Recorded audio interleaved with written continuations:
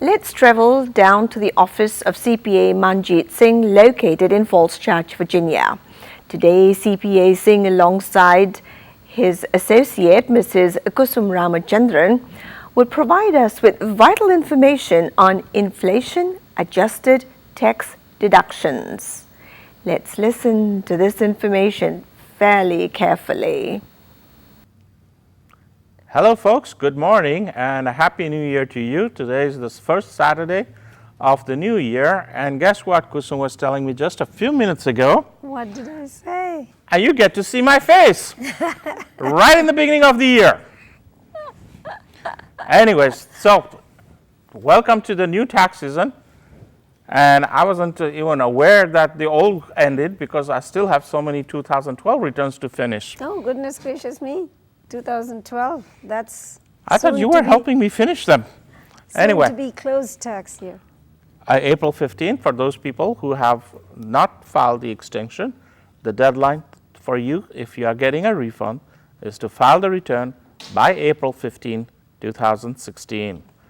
And Virginia, it is May 1st, 2016. Even if you have an extension for Virginia, the deadline is still May 1st, 2016. The extension is only for that one particular year, if I'm not mistaken. So, having said that, we all know inflation is always with us. No matter what, employees always want a raise because the best reason they give, inflation. Isn't that true? Oh, yeah, yes. And you know, I was looking at you. So, ladies and gentlemen, what changes does the inflation bring in? Kusum, would you like to update us? Well, I thought you were going to talk about the increased standard deduction, the increased personal exemption, the increase in the estate tax, taxable income threshold, and so many other matters. I thought. Well, I guess the ball is back in my court. All right, so let's start with it. Standard deduction. That if you are not itemizing your deductions, you have a standard deduction on which you don't pay income taxes. And that amount for the year 2016, roll drum, $6,300 for people who are single, filing single tax returns, or people who are married filing single. Would that be correct? Married filing separate. Oh, married filing separate. Well, it's still the same as. It's just in Hindi they say nazariya kya hai, single or separate. And then we have something called the personal exemption. That, ladies and gentlemen, goes up by $50 to $3,950 to $4,000. That's correct. Man, I'm making it too funny about it.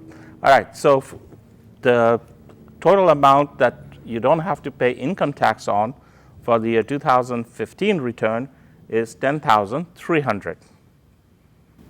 That's assuming all your income is not from self-employment. Only W-2, or interest income, or dividend income, or rental income, or unemployment compensation, capital gains.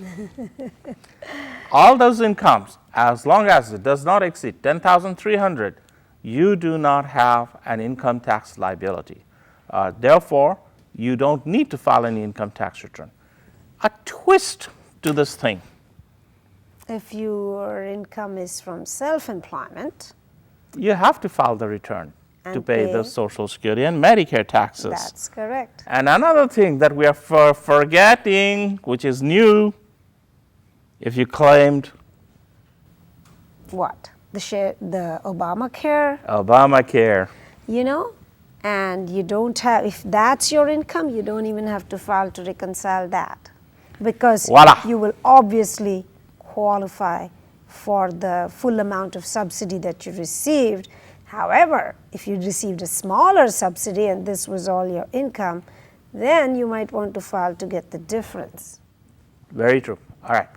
So now going back to other items, we talked only about single and we're almost end of the time. Kusum, refresh my memory. For people who are doing merit filing joint returns, the standard deduction goes up to $12,600. Correct. And the personal exemption is still $4,000 Per person. per person. So it becomes 8. So And therefore, you could have $20,600. All right. The next thing is head of household. Head of household is $9,250. Let's not forget the lazy $50. Okay. Plus 4,000. Plus 4,000, but it also depends on how many other dependents you're going to claim on that return. Right. All right. So this is the very basic items of the tax return that have changed.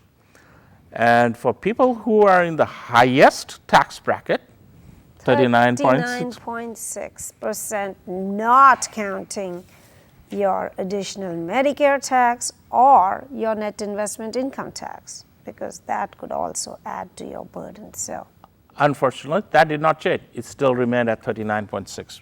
I wish it had gone down. So having said that, we talked about the standard deduction, we talked about the personal exemptions.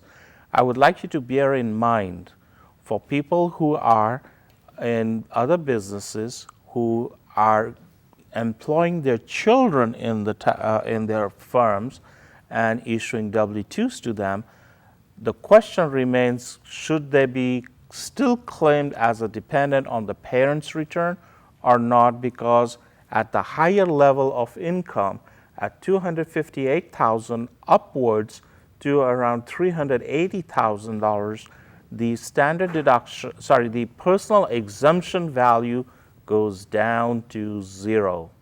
Ladies and gentlemen, we will talk about some other items in the next segment that comes up the next week. Till then, this is Manjeet. And I'm Kusum. Thank you for watching.